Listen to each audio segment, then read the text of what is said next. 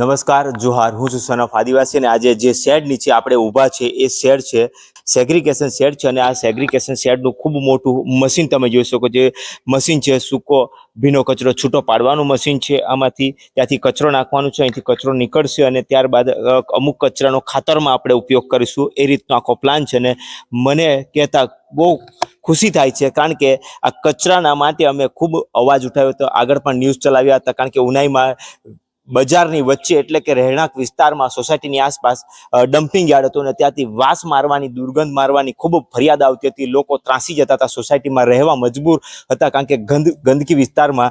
અને સરપંચ, ઉનાઈના સરપંચ મનીષભાઈ પટેલે એમણે ખૂબ મહેનત કરી અને જ્યારે આજે આ પ્લાન્ટ અહીંયા આવ્યો છે અને ત્યાં પણ કચરો નિકાલ કરવાનું કામગીરી ચાલુ થઈ ગઈ છે, જેથી કરીને લોકોને રાહત પણ મળશે. અને આ જે પ્લાન છે વાંસદા તાલુકામાં પ્રથમ અને નવસારી જિલ્લામાં ત્રીજો પ્લાન છે. એટલે જે પણ બીજા સરપંચ છે જેમને કચરાથી ખૂબ જ હેરાન પરેશાની થાય છે કચરો નાખવા માટે, એમણે મનીષભાઈનો સંપર્ક કરે અને એમણે જે પ્રમાણે આખું આયોજન કર્યું છે આયોજન ખૂબ જાણવા અને જોવા લાયક છે કારણ કે આ મહેનત નવસારી જિલ્લામાં ત્રીજી છે અને ત્રીજી મહેનત આજે રંગ લાવી છે. અને આવનાર સમયમાં, ટૂંક સમયમાં પ્લાન ચાલુ થઈ જશે અને ત્યારબાદ લોકોને કચરાથી રાહત મળશે કારણ કે વાંસદા વિસ્તાર છે, વાંસદા પણ ખૂબ મોટો વિસ્તાર છે, ત્યાં પણ કચરાની સમસ્યા છે. ખેરગામમાં પણ કચરાની સમસ્યા છે. એવા ઘણા બધા વિસ્તાર છે, ધરમપુર છે, કચરાની સમસ્યા છે. પણ આવા પ્લાન, આવા કચરાના નિકાલ માટે કોઈ પણ મહેનત નથી કરતું, જે મહેનત મનીષભાઈએ કરી છે.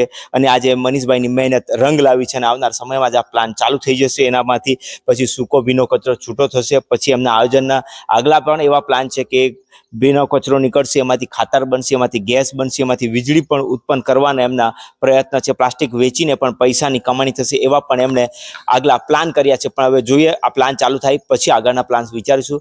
પણ હાલમાં જ આ પ્લાન જે ચાલુ થયો છે એ ખૂબ જ મહત્વપૂર્ણ છે. જી મનીષભાઈ, આજે જે રીતે અહીંયા તમે પ્લાન જોઈ રહ્યો છો એના માટે શું કહેશો? આજે પ્લાન તમે અહીં જોઈ રહ્યા છો એના પાછળની મારી 4 વર્ષની મહેનત છે, અમારી ટીમની મહેનત છે. જ્યારથી હું સરપંચમાં ચૂંટાયો છું ત્યારથી ઉનાઈ ગામમાં, જે મારું ગામ આખા ગુજરાતમાં, દક્ષિણ ગુજરાતમાં ઉનાઈ માતાના નામ મંદિરથી પ્રખ્યાત છે, ત્યાં દૂર દૂરથી લોકો આવે છે અને ત્યાં ગંદુ હોય એ યોગ્ય નથી. તો એને ક્લીન કરવા માટે અમે આખી ટીમે એક મોટો પ્લાન બનાવ્યો. એમાં અમે નવસારી વાંસદા તાલુકામાં ટીડીઓ સાહેબને અને પછી ડીડીઓ સાહેબને મળ્યા અને એમને રજૂઆત કરી. રજૂઆત કરતાં એમણે અમને આ ગ્રાન્ટમાંથી મશીનરી મંજૂર કરી આપી છે. તે આજે અહીં સેટ થઈ ગઈ છે. મનીષભાઈ, આ મશીનરી માટે થોડુંક સમજાવશો કે ક્યાં શું નાખવાનું છે કચરો? હા, આ મશીનરીમાં એવું છે કે ડાયરેક્ટ આપણે 2 ભાગ કરવાના રહેતા નથી, સૂકો અને લીલો સાથે જ આવશે. અને આ મશીનમાં આપણે સીધો કચરો અહીંયા નાખવાનો આવશે. એ મશીન ચાલુ કરીશું એટલે સીધો અહીંથી પ્રોસેસ થતો આ મશીનમાં આવશે. અને આ મશીનમાંથી એકમાં જે આપણો વેસ્ટ અનાજ હોય, આપણે શાકભાજીથી માંડીને જે લીલો કચરો હોય એ આમાં વેસ્ટ નીકળશે ને આમાંથી આપણને પ્લાસ્ટિક છૂટું પડીને આપણને મળી જશે. જે આમાં વેસ્ટ નીકળશે એ શાના ખાતર તરીકે ઉપયોગ થાય એવું પણ સાંભળ્યું છે. જે આપણું વેસ્ટમાંથી જે નીકળશે એમાંથી આપણે ખાતર, એટલે કે કુદરતી રીતે જે ખાતર મળે એ આપણે ખાતર બનશે અને એ આપણે ખેડૂતોને પ્રોવાઈડ કરશું. અને જે પ્લાસ્ટિક બચશે સૂકા કચરામાં, જે પ્લાસ્ટિક, એનો કોઈ ઉપયોગ કરવા માટે અત્યારે કોઈ પ્રાવધાન ખરું? મેં જોયું છે ત્યાં સુધી આનાથી એક અગાઉ અમલસાડમાં પ્લાન ચાલી રહ્યો છે, એની સાથે મેં મુલાકાત કરી છે.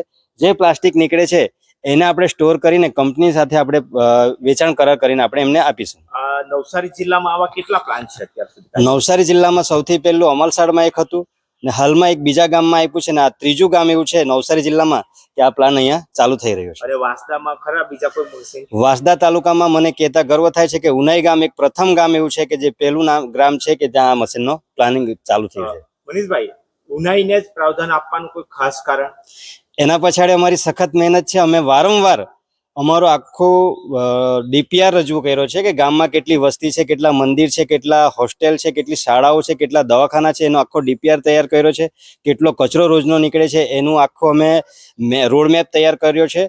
અને એ ડીપીઆર લઈને અમે અવારનવાર જે તે શાખાઓમાં જઈને એની રજૂઆત કરી છે. તેના ફળ સ્વરૂપે અમને આજે આ પ્લાન મળ્યો છે.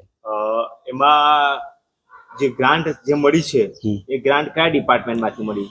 આ ગ્રાન્ટ ફક્ત એક ડિપાર્ટમેન્ટ નથી. આ જે શેડ છે, પતરાનો શેડ છે, અમે પંચાયતમાંથી તૈયાર કર્યો છે. અહીં જે માટી પુરાણ કર્યું છે એ પણ પંચાયતમાંથી કર્યું છે.